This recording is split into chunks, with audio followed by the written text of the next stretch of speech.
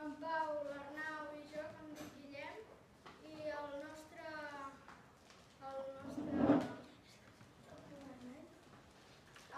racó es tracta d'una maleta màgica que hem de fer una història amb els objectes que ens trobem.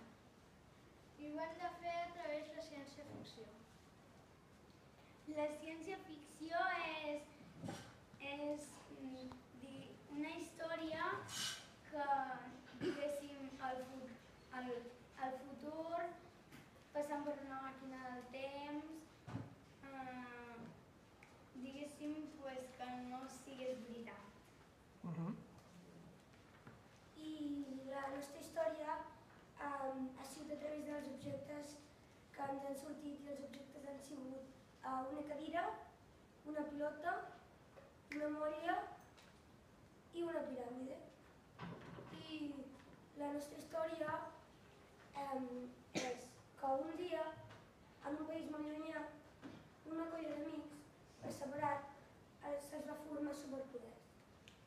Leo és un noi elefant que s'empassava tot el que es trobava.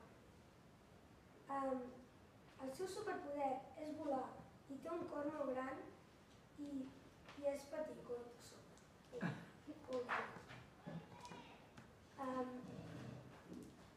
L'urna és una pilota gran amb un cap diminut. El seu superpoder és convertir la gent en pilota. En Mellic és un home convertit en motlle que té els poders de saltar molt alt i multiplicar-se. L'Iblis és un home piràmide que té motlles als peus. El seu superpoder és convertir-se en qualsevol cosa que toca. La Paula és una noia cadira de color verd que dispara cadires i pot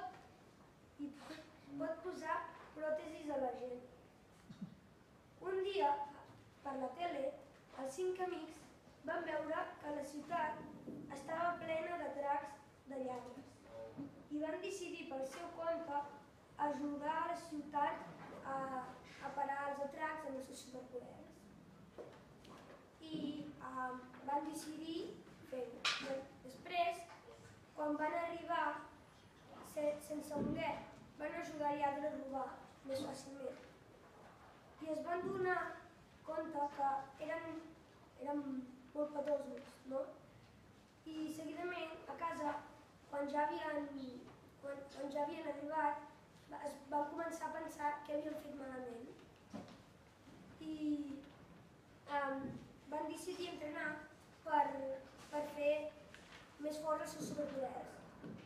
I quan estaven entrenant, la Paula li va tirar una cadira en el galot i com que és tan gordo va caure i no es podia aixecar. En Mellic, amb la seva molla, va intentar fer-lo sortir volant i que es posés del revés, però no ho va aconseguir i se li va petar un tros de molla. I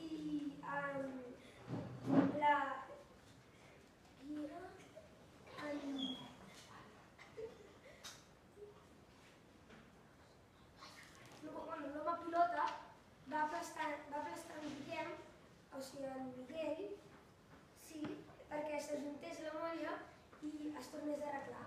Ho vam aconseguir després amb la Paula i la Iblis